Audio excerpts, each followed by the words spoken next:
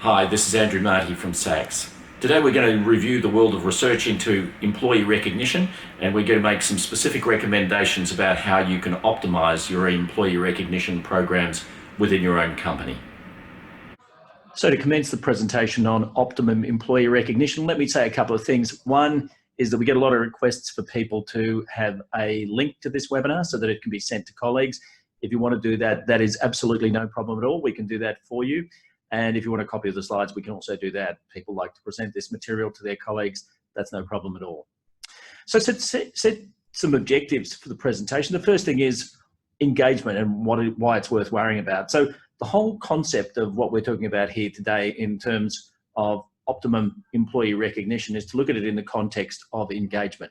What causes engagement? The link between employee recognition and engagement, because we're going to argue that one of the most attractive features of employee recognition programs when they work well is that they increase employee engagement. And that's a good thing because it tends to increase productivity of organisations, but it also increases a whole bunch of internal characteristics of organisations, such as levels of satisfaction in employment, intention to remain, attraction, a whole bunch of really positive things, including lower staff turnover. Optimum recognition and how to achieve it. And part of that is the point above, which is sources of recognition, which is to say, who do people like to be recognised by? Do they like to be recognised by the big boss? Do they like to be recognised by colleagues? Where does recognition come from? And how do these sources of recognition affect the satisfaction of people in the recognition process? We're going to talk about setting up a recognition process. We're going to recommend how to set a process like this up. It can be done in a range of different ways, and we're going to recommend what we consider to be an optimum way of doing this. And then we're going to finish off with just a little bit about automation processes. There are some great automation processes out there. We've recommended it to a number of clients, Brownie Points, which is an automated process online. It's a very economical process to use. It's also packed with very favourable features, including some great reporting features. So we'll talk briefly about automating your recognition process. So your objectives, you'll decide why you've come here. If I was doing this as a live session, what I'd be doing now is doing a board session where I'd be writing up people's objectives on the board. But just to get into the subject matter, I just really want to speak briefly to you about a thing called work engagement. And work engagement is the characteristic of employees where they are vigorous, they bring high levels of energy and mental resilience to their work, they're dedicated, they're involved in their work, they've got a sense of significance for it, they're enthusiastic about it, and they're challenged by it. And then absorption, people get drawn into their work so that time passes quickly. And I describe this as a sort of an extended version of a thing called flow. Flow is something that Csikszentmihalyi, that's how you pronounce that name, Csikszentmihalyi discovered with a colleague, Gene Nakamura, in 2002. And flow is a kind of an individual process where people get lost in what they're doing. They get immersed in what they're doing. Now, flow is good because when you get into a flow state, that makes you psychologically healthier. You do more work, you do better work, and you do it with less effort. So that's a really favorable thing. But it turns out that from engagement research, we know that this can happen. Yes, flow can be at an individual level, but it can also be at a team level where a team of employees can get into a flow state where you come to work, you get into your team, and for the entire team, time flies.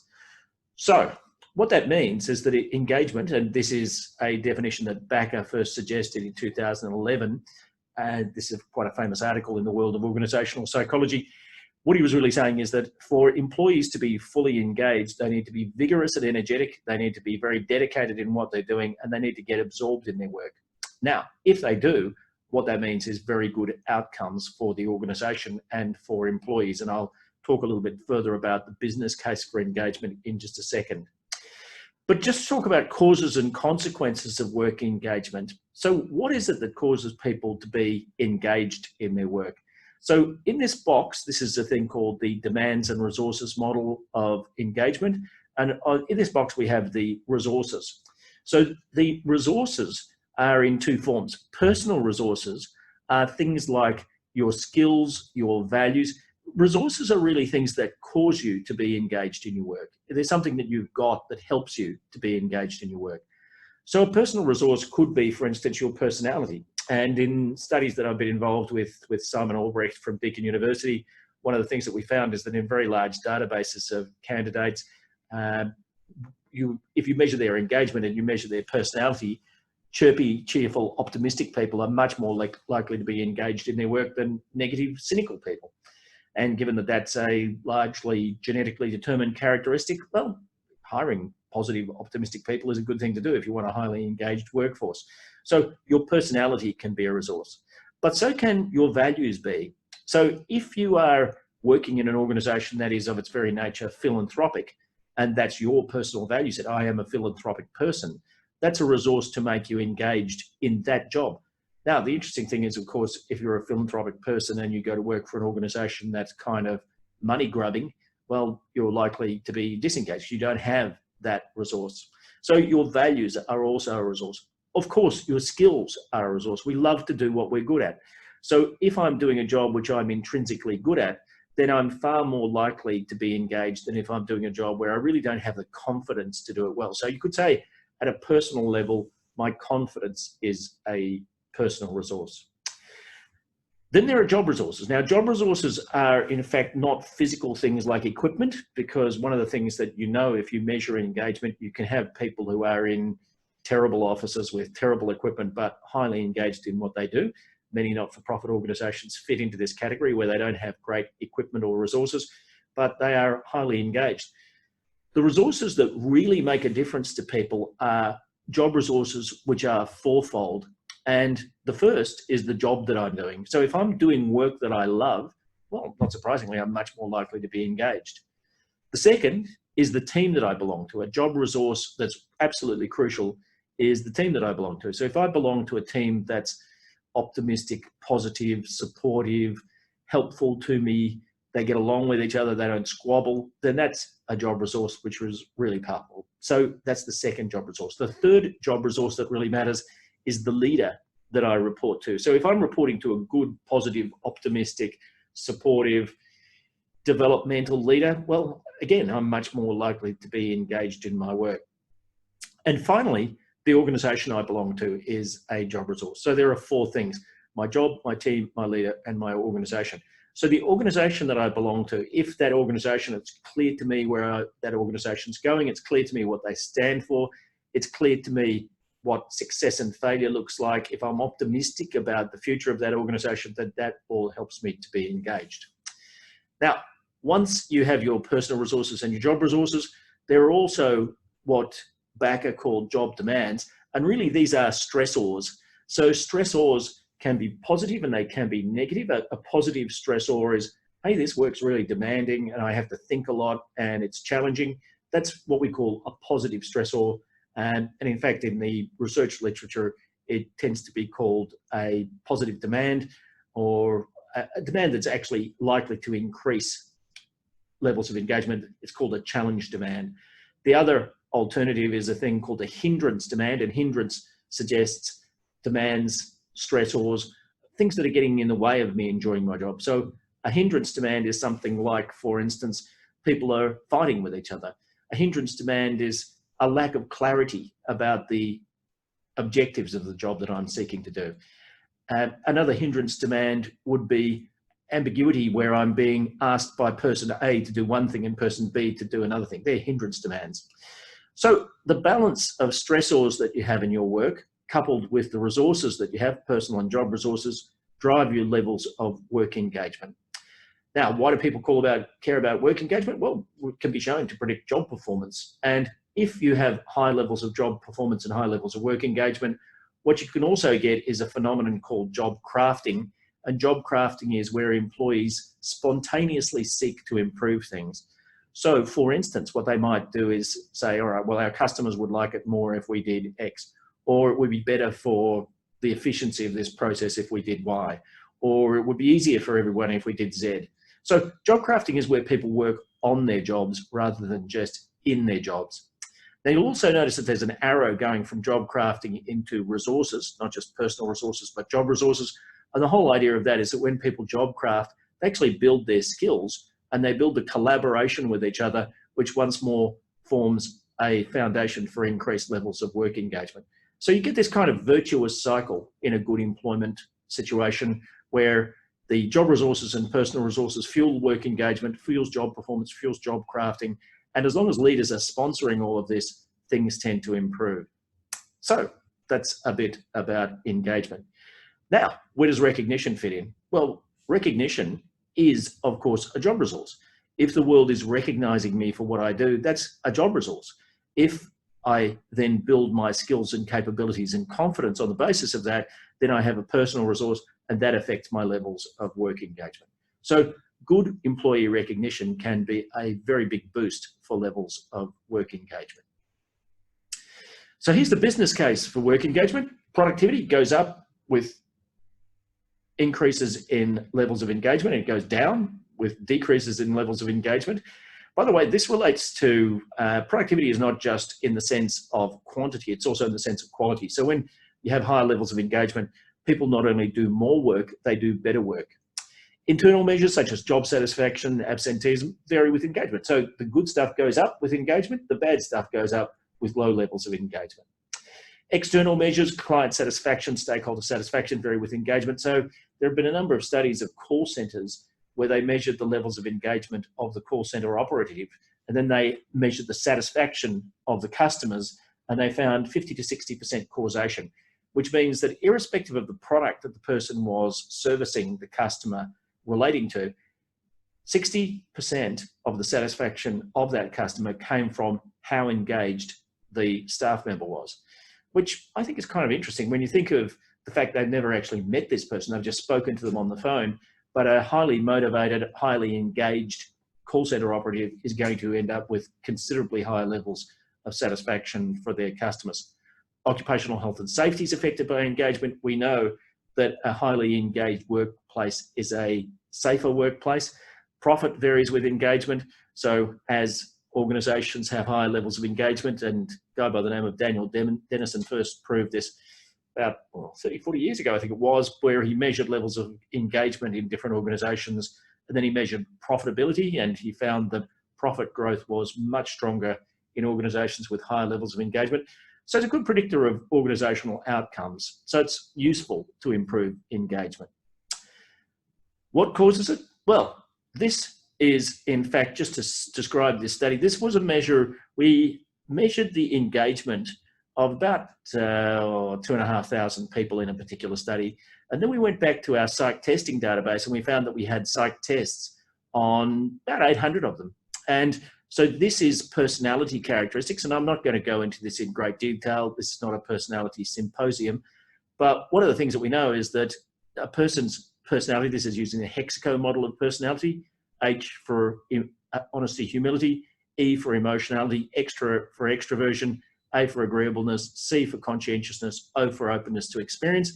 And then we also measured their Schwartz values. So this is using the Schwartz Portrait Values Questionnaire. And so 10 values and about 27 personality characteristics.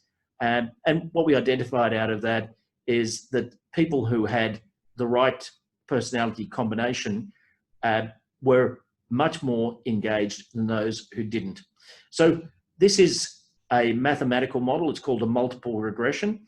And really the mathematical question you're asking is, can we predict this, which is the measure of engagement over those 800 people, from their personality and value scores? And the answer is yes, you can, with about 30% accuracy. So about 30% of the person's level of engagement was affected by their personality and values. Now, you might, I suppose the obvious question is, does 30% matter? Well, just to quote you a few stats about the world of recruitment, your average interview seems to be about 12% accurate in predicting anything at work. It's certainly 12% accurate if you're going to try and predict good outcomes at work. The absolute best interviews ever constructed have been sort of 25% accurate.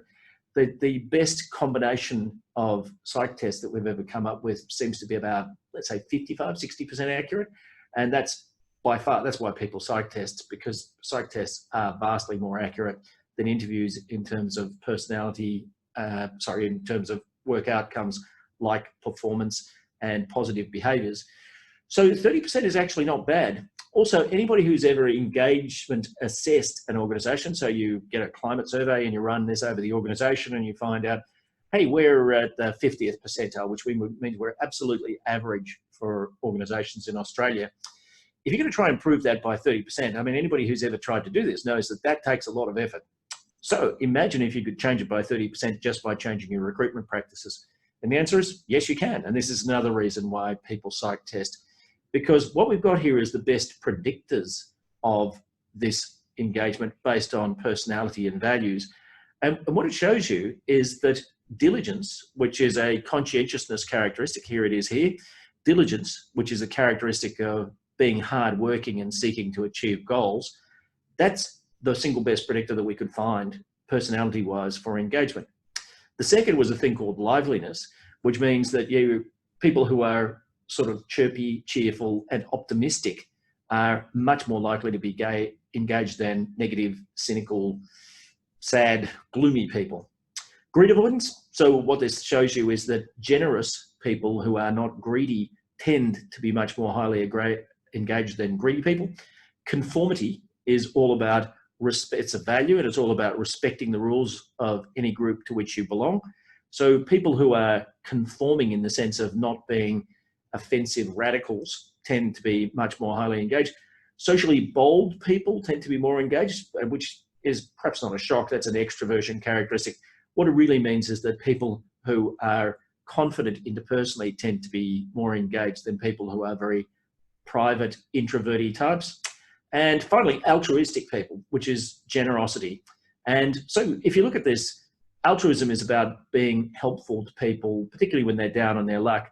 And greed avoidance is about being honest in the sense of not being a greedy person. Really interesting to see that this personality and values profile associated with engagement says hire people who are hardworking, cheerful, optimistic, generous, and rule respecting. And well, pretty much that seems to be a recipe for engagement. Also, probably a recipe for a lot of other positives at work, because frankly, how does that sound? Working with hardworking, generous, optimistic, cheerful people who want to help you. Well, I think that's appealing from a range of different points of view. So this was another part of the process where we measured, this is a much bigger sample, this is about 2,600, 2,500 people. We measured leader behaviors to predict engagement. And what we discovered is that we could predict about a quarter of people's levels of engagement from the leader behaviors of people around them. So you can imagine in this survey, we asked people to rate the leaders that they were reporting to, obviously 2,600 people from all different companies, all different industries. And we got them to rate them on 10 things. Actually, there were many more than this, but these 10 were the ones that performed most strongly from a mathematical point of view. And we found, in fact, 4 of them come out most strongly. So what this says is that if leaders want people to be highly engaged, they have to encourage autonomous decision making, which means that they have to be empowering in their leadership style. It also says that they have to be optimistic and positive. Cynical, negative leaders tend not to be followed keenly by staff. They need to be supportive. In other words, leaders have to be people who are keen to make sure that people are supported in what they do, not just in terms of their personal lives. So that's, yes, it's your daughter's birthday, leave early, but it's also, hey, I'll support you to advance your career. And finally, they need to create a learning environment. Now, the reason I'm showing you all of this is because what we're really saying is that if you want to have a highly engaged workforce, recruit well, but then this starts to give you an indication as to where employee recognition programs fit in. Because we're going to say that if you characterize these 4 aspects or behaviors of leaders, I'm going to characterize that as a sort of a facilitative style of leadership. And we'll take that up in a little bit more detail down the track. But what this also means is that if you want an engagement process focused on employee recognition that's going to be ultimately successful, then you really need to set it up as a facilitative leadership exercise. And I'll explain in more detail what I mean about that. Finally, organisation. You remember that I said that 4 forms of job resources at work: your job, your team, your leader, and your organisation. And what you have here is that we're able to predict nearly 65% of people's levels of engagement by measuring these job, team, leader, organisation characteristics. And a couple of things that you really should notice here. One is that, well, 65% or 64% is a lot. That's a very, very successful study. Out of this, by the way, we built an engagement measurement tool that we've used for many organisations since undertaking this piece of research with Deakin University. My thanks again to Simon Albrecht and Emil Breidal, who were my colleagues in this process. Got a series of publications out of it too, which is great for the academics. But you'll notice if you look down, we pulled out the most powerful predictors out of these job, team, leader, organisation characteristics. And I put J for job, L for leader, T for team. What you'll notice is that there's no O for organisation. And this is really, really important if you're going to build a recognition process. So we'll get into that in just a second because I'm going to show you exactly what this difference makes. But firstly, I thought I'd show you another piece of research, and this is starting to hone in on the employee recognition question more specifically. You'll notice here, we surveyed 2,000 people and we asked them, why did you leave your last job?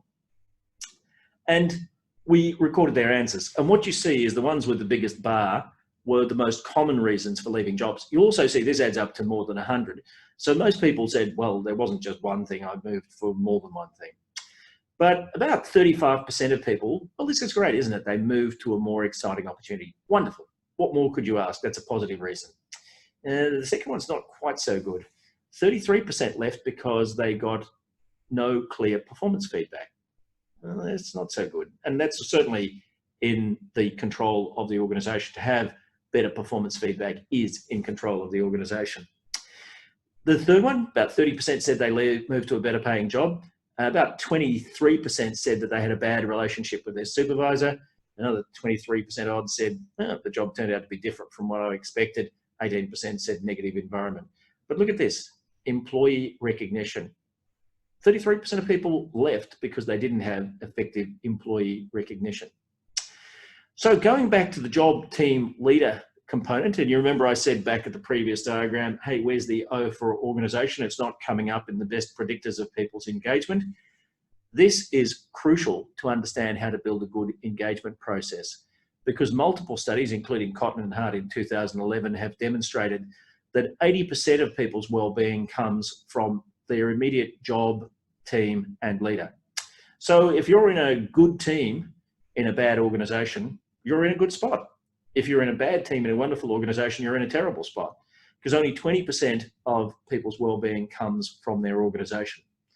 Now, the key point that I want to make here is that many organisational recognition processes do not go satisfactorily to the job, the team, and the leader. A lot of them operate at a corporate level, and so they are dealing with 20% of the opportunity rather than 80% of the opportunity. So that's a key clue. Now, recognition processes. What should we recognise them for? You know, you've got a range of things that you could build a recognition process around. So one of the things that we could deal with is a job performance process. We could say, all right, what's a definition of job performance? We could say job performance could be what, measuring budget, or we could say that job performance is about achieving certain goals or about whatever. What kind of measures are there? Will they be objective measures? But you know, one of the things that you really run a risk of with these sorts of job recognition processes that are based on measurable job performance, they actually tend not to get the recognition very often of the colleagues, because the colleagues often don't see the goals that a person's trying to achieve, and it may not be that meaningful to them. In other words, sure, they accept that it's important for an organisation to achieve certain objectives, but doesn't really affect their relation with the person. So the alternative is to base the recognition process on what we call the how of the job. So the how is something to do with style, it's something to do with personal approach, something to do with my relationship. So it could be linked to some kind of mission, vision, and value structure, some sort of an organisational value structure, organisational behaviours like a group-generated behaviour protocol. The idea, by the way, of a group-generated behaviour protocol is where each team develops a set of behaviours where people will commit to those behaviours. By the way, they work far better than mission, vision, values, because they're local, and as we described earlier, organisational factors seem to affect about 20% of people's well-being and engagement, whereas something at the local level runs the probability of getting about 80% effect on the person's levels of engagement.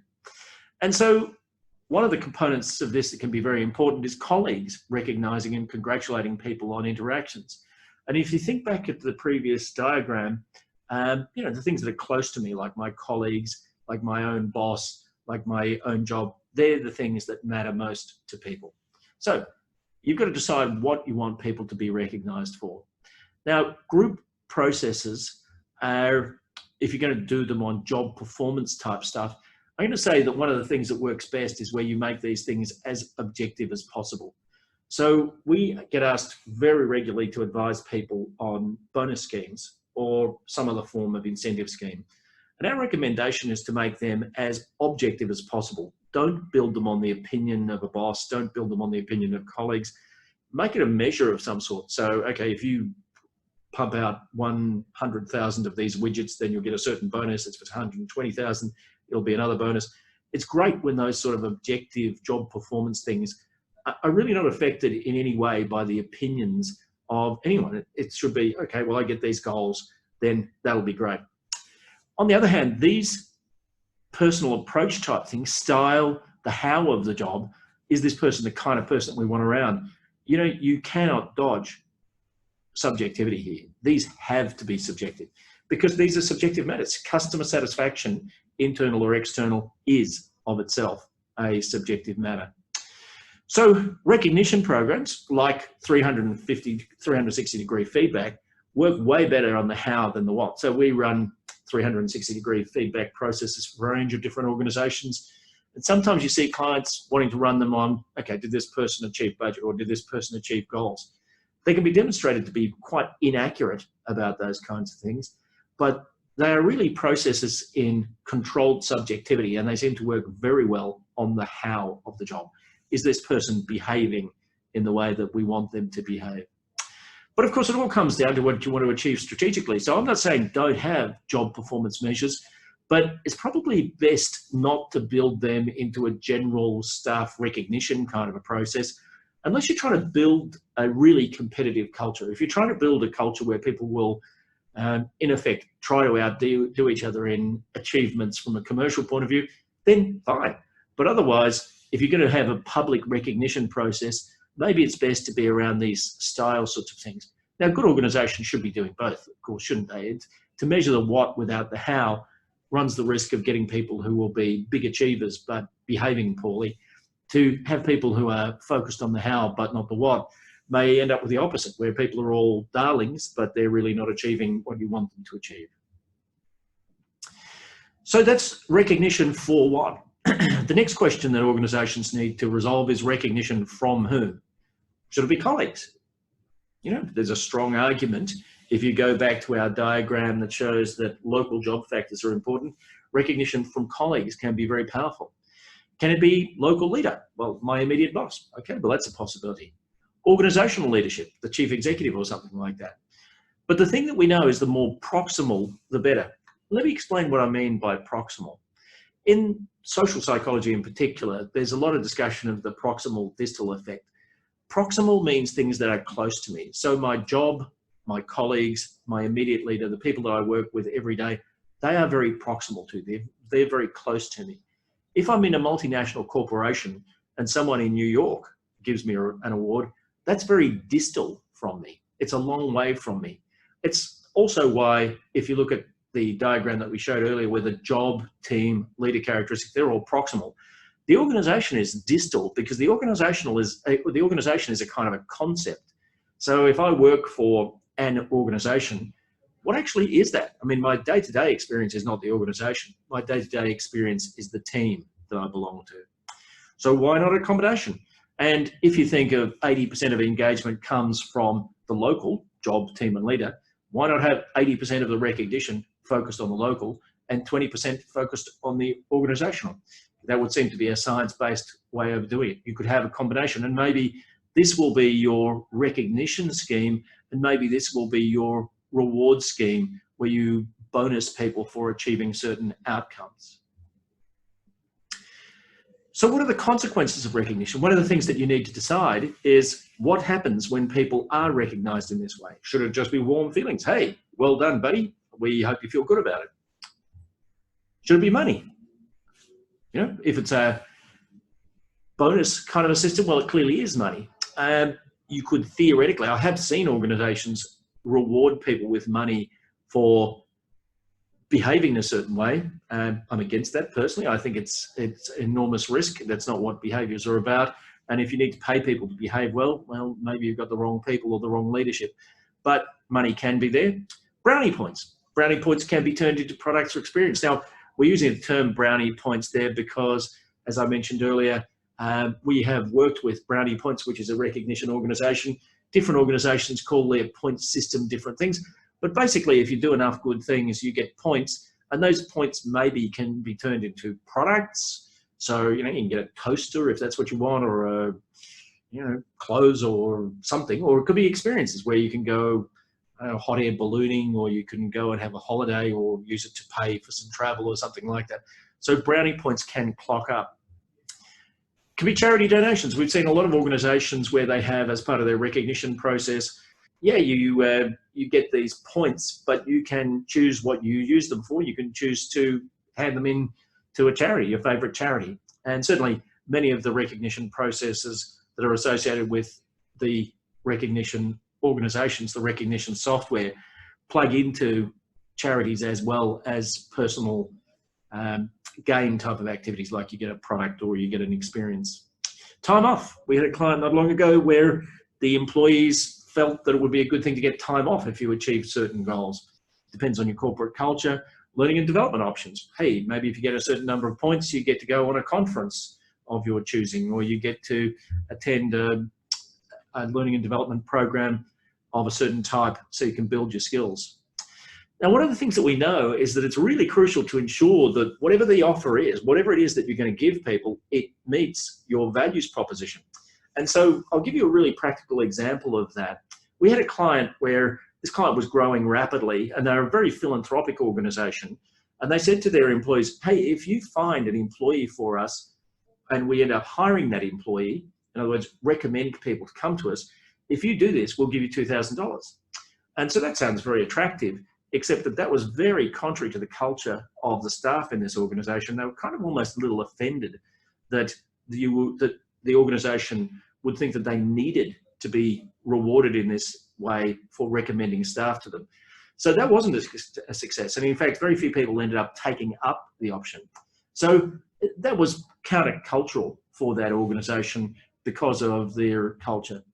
And this is the Dutch kindergarten's effect is in fact not to do with bonuses, it's to do with penalties. By the way, not getting recognized can be a penalty for people. That's one of the things that you have to be aware of if you build recognition processes. If somebody's getting a lot of recognition and other people are not, you have to have something to manage that in terms of your different employees. I mean, culturally, if it's fine that everybody can get different levels of recognition, good. I mean, that's something that works in your culture, but some don't. The Dutch kindergarten's effect is a real life case of where penalties were used, where parents were penalised a certain amount of money for not picking up their kids on time. If you've ever had anything to do with the early childhood sector, by the way, you know that one of the worst things that you can do to a kindergarten is to pick your kids up late, because staff are trying to clean the place up, they're trying to get ready for the next day, they're trying to go home, and they're in effect child-minding. You know, the kid's supposed to be picked up at 5 and hey, it's 5:45 and they're still not come. So a group of Dutch kindergartens decided, all right, well, we'll do is we'll introduce penalties for this. So, you know, if you don't come and pick up your kid on time, then it'll be a fine of, I don't know, 10 euros, let's say. I can't remember what it was, but it was something along those lines. What they discovered is something that was totally different from what they expected, because the Dutch parents started to think, oh, 10 euros, actually, that's not bad. In effect, I feel like I'm paying now for this extra service, so I don't feel bad about it anymore. And in fact, the timeliness got worse. With the kids were left behind more often, so much so that they had to reverse, they had to undo that new method of doing things. So it just shows you that within the areas of rewards, recognitions, or even penalties, you have to be a little careful about exactly what part of the human psyche you're engaging with, because people who are picking their kids up on time were in fact doing it for reasons of kind of values. But the moment you introduce money, it killed off the values effect. And the last article I read about this is that they were trying to institute a kind of a reward process, sort of a parent of the month, because they were timely, helpful. They did things that helped the kindergarten. So they were trying to use a recognition process to turn that around. Be interesting to see how that turned out, as a matter of fact. So different types of rewards. Now, in general, there are two types. Hedonic awards, this is going back to terms from ancient Greece, but hedonic rewards are pleasurable experiences, material rewards, or fun. The second type is what's called eudaimonic. Now, eudaimonic awards are things like meaning, purpose, development, generosity, virtue. So, now, depending on what type of organisation you are and depending on where your staff comes from, it's going to be, they may well like hedonic more or eudaimonic more, or a combination of the two. But one of the things I will say is that eudaimonic rewards, which might be things like, I will send you to learn something. Another eudaimonic award might be, hey, you will be able to donate your points to charity. Another eudaimonic award might be, I'll give you time off to go and volunteer for a not-for-profit organisation. Another eudaimonic award might be, you know, as part of this, you get to join a team which is working on a fascinating project. They're all eudaimonic. In other words, you're building meaning and purpose by virtue of doing those things. So I think that sometimes people assume that the hedonic is going to be the key driver. And in fact, in the recruitment sector, we see that people tend to put hedonic information in ads all the time. They say, hey, you know, this is close to home. You'll get workplace flexibility. You get an opportunity to go away on holiday with the organisation if you want to do that. Whatever. They're all hedonic things. But in fact, the biggest attractors in recruitment are in fact the eudaimonic things. You'll work with good colleagues. You'll do meaningful work. You'll advance your career. You'll learn things. So we should think of that, and we should be careful to make sure that if we're building a recognition process, that we're not all hedonic or all eudaimonic. What's best is to build a process where people have an opportunity to choose between those things. Further consideration, do you want to brand it? So we see many of these recognition processes that they have their own unique brand. The Phoenix Award is one that I made up, although I'll bet that there are Phoenix Awards out there in the world. You've got to decide, is this going to be an ongoing process or campaign-based? What I meant by campaign-based is that you can say, all right, we have 4 of these a year, and so it's a quarterly awards kind of a thing. An ongoing process would be, all right, well, you know, we just recognize each other for a year, and it's not really based on a particular campaign. A campaign could also be, by the way, let's say you're in retail and Christmas is a very stressful period. So it could be a process to say, hey, we're going to our best employee over Christmas or something like that. That would be a campaign-based process. Governance, what will the governance process be? Now, you can have situations where staff have the right to award points or recognition or something to their colleagues. And so the governance process there is really saying, all right, well, we trust the staff to do this correctly. We trust the staff to do this honestly. The alternative is that you need a sign-off from the bosses. So the bosses will say, all right, well, yeah, you know, Mary Smith, who is a level 4 employee in this organisation, wants to award Jane Doe or Bill Johnson a certain award, a certain number of points. Well, that's fine, but I have to sign that off. And so that can be done. Or you could have the award comes purely and simply from the bosses. But if you look back at the points that I've made so far about job, team, leader, organisation, you'll probably see that I'd be suggesting that you should make this as inclusive as possible. And then you have the most, I think, the most important question of all is how you're going to design this process. And really you have 3 options. Option number 1 is top down. So a top down way of building a process like this is to say, all right, well, we, the leadership team or HR or somebody has got together in a room and dreamed up a recognition process. And here you go, organisation, here is your recognition process. It's going to be like this, and it's going to be like this, and it's going to be like this. And you might even say, all right, well, now you hear this, give us your feedback. And so people will say, well, I think it's good. I think it's bad. Yeah, I think it's good, but it should be changed in this way. Yeah, I think it's good, but it should be changed in another way. And you might use consultation to finalize it. I'm going to suggest that the best way of building these things is through a facilitation process. So if you run a true facilitation process, and by the way, we have done this for organizations to help them to build recognition processes, what you have to do is you have to get a representative group of staff together, and you have to get them together in one spot, and you probably have to do it more than once. But a facilitator facilitates these people to come up with a method for how this recognition scheme runs. Now think of the job, team, leader, organizational differences that I mentioned before. If you build a process like this in a facilitative fashion, I think the vast majority of the questions that you need to answer in order to make this process highly engaging, they are answered by virtue of the way you're building it. And so I'd be saying, look, this is the worst option. This is kind of the second worst option. This is the best by a mile. So facilitative leadership. So what I want to do now is to suggest to you a way that you can build this with facilitative leadership.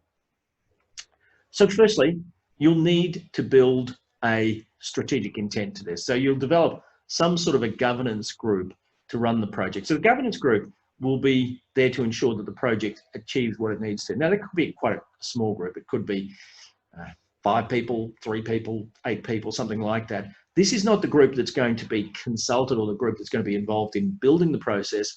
This is the group that ensures that the group gets what it needs to get and achieves what it needs to achieve. When I say gets what it needs to get, gets people released from their duties to participate in this process, rooms, budget, whatever.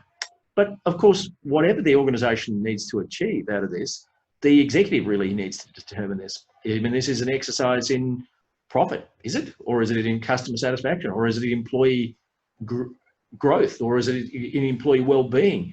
Or is it in some sort of combination of the above? But you really, when you undertake this process, just like any exercise in workforce planning, you really need to decide what it is that you're trying to achieve strategically before you start.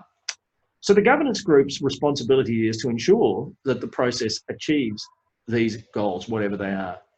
Now, once you've built the governance group, you need to develop a set of ground rules. And the ground rules could be, all right, the budget for this entire exercise is $20,000 or $2 million, whatever it is. You need to say, all right, well, this is what the budget is. By the way, that's really important because if the moment you start engaging technology, software, if you're going to develop some sort of a Brownie Points recognition kind of a process where you'll be saying, all right, these points can be converted into, I don't know, dollars to be donated, or they can be converted into time off or whatever. I mean, they all have budgetary considerations. So those things need to be determined and agreed. And whether staff contributions need to be signed off. So, you know, what that means is if this staff member wants to award points to another staff member, then the governance group really would have to decide, look, should that happen or not? So that's before you start going to broad staff consultation. Now, once you've set the process up by you've developed your strategy, you've developed your governance group, and you've developed a set of ground rules, what you then do is you pull together a representative staff advisory group. And we suggest very strongly, do not use volunteers. Why not? I'll show you on the next diagram.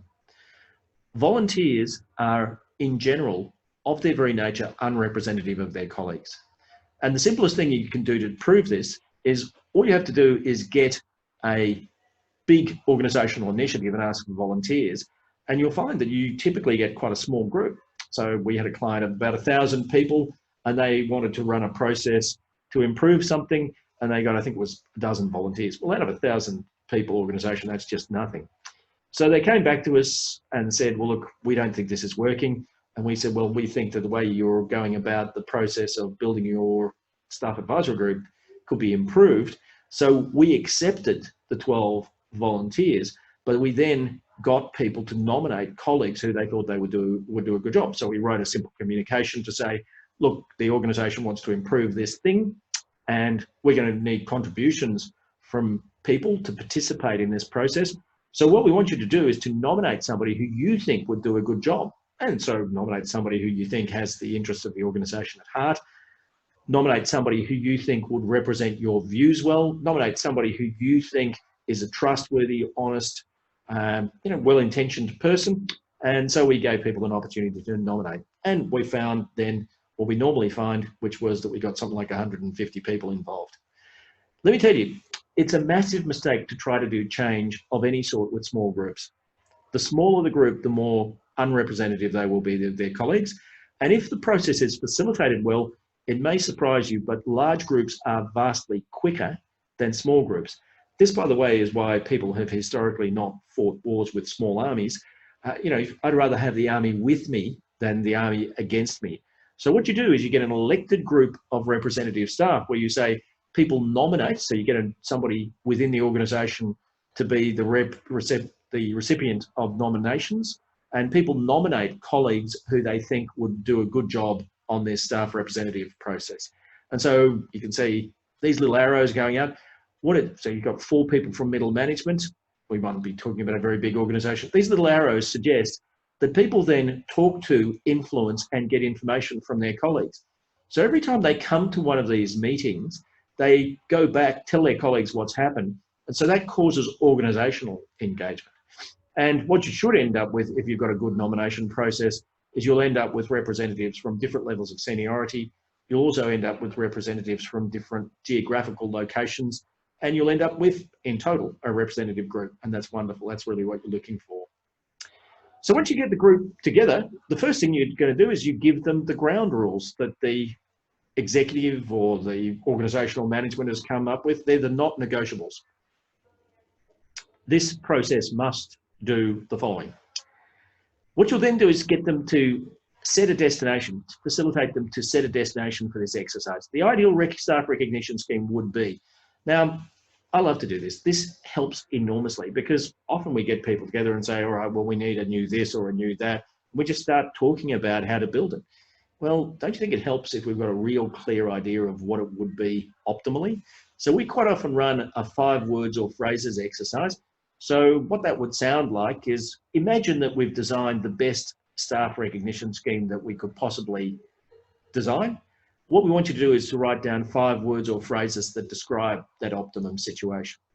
And so, they might say, all right, well, it's going to be egalitarian, it's going to be inclusive, or it's going to have physical rewards, or it's going to be charitable, or whatever. You don't know what's going to come out. But when you do this, you'll usually be able to distill these destination statements through a group discussion into about, let's say, 5, 6, 7 things. Facilitate them to decide what they think recognition should be for, what they think is important. So, okay, well, literally, that's a matter of splitting them up. Let's say you've got a group of 150 people, you split them up, you put flip charts in front of them, you say, write down what you think this recognition should be for. And so you'd have a discussion, you'd say, should it be for behaviour? Should it be for goal achievement? Should it be for, if it's for behaviours, what type of behaviours? What type of behaviours are most important here? Is it helpfulness, or is it professionalism, or whatever? Once they've been through this exercise, you take the flip charts that they've created, stick them up on the wall, and get them to vote for the behaviours or for the aspects that they think should be recognised. And you will very, very rapidly, if you do a couple of these workshops, you'll very rapidly get a clarity about what the staff care most about. So if rewards are part of the ground rules, in other words, okay, this process gives you rewards. So the rewards could be something as simple as a thank you. So what you've got in many of these automated processes is a sort of a thank you card kind of an exercise. Somebody does something good for you, you go back to your desk and you say, okay, Mary Smith, that was really helpful. Thank you for doing that thing for me. And so they receive that. It'll probably be posted somewhere on some sort of recognition wall in the system, and a person will get a thank you. But maybe you're going to get something physical, a toaster, possibly. The reason I put toasters in there is we consulted to a very big reward organisation. This was 2 years ago. I'll never forget. They said the thing that was most requested was toasters. Really? I mean, of all the things that have toasters. But anyway, travel. Okay, so if you get enough points, could it be travel? Could it be education? Could it be leave? Could it be charity? Whatever. All of those sorts of things. What sorts of rewards do you want? And when we've done this for organisations, I guess one of the things that's been fascinating is that they seem to vary enormously widely from organisation to organisation. Perhaps not surprisingly, if it's a charitable type organisation, a lot of the rewards would be stuff associated with generosity and philanthropy. In more commercial organisations, you might find that it's more experience-based. It's best not to anticipate. It's best to see what the group comes up with.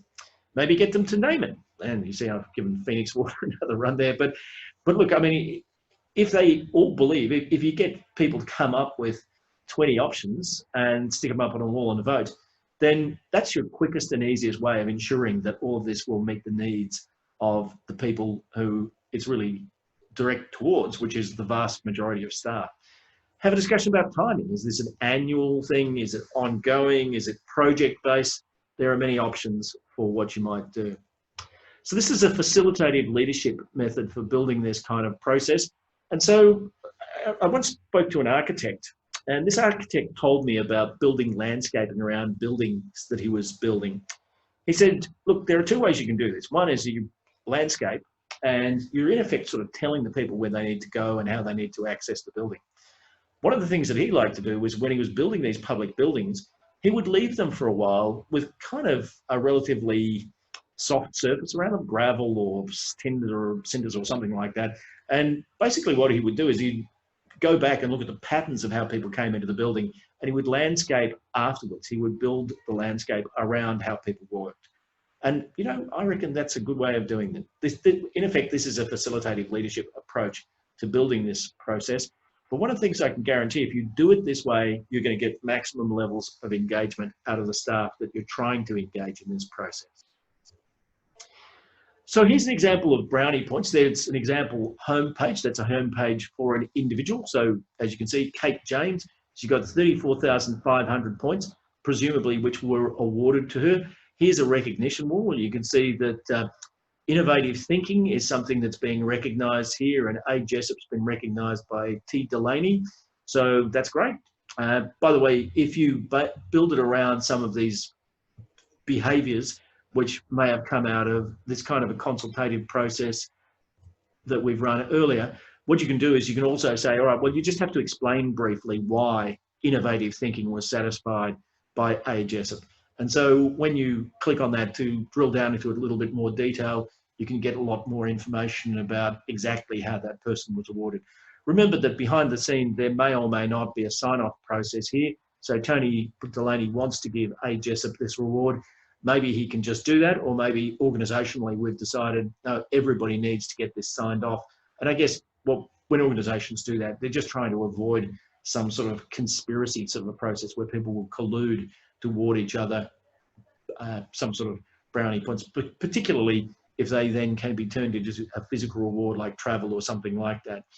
So you can see this person wants to go on a European trip, which will take 4,500 points more. So you can see that Kate James is 75% of the way of getting there. And also you will see that there's a reporting option here where you can find out a lot about how the organisation's going, what sorts of things are being rewarded, how much of it's going on, are there teams that are doing a lot, are there teams that are not doing it, all that sort of stuff can be incredibly valuable. Now, so many employees are remote these days, and so many employees are in multiple locations that having this kind of flexibility can be really important. So just to summarise, firstly, engagement matters.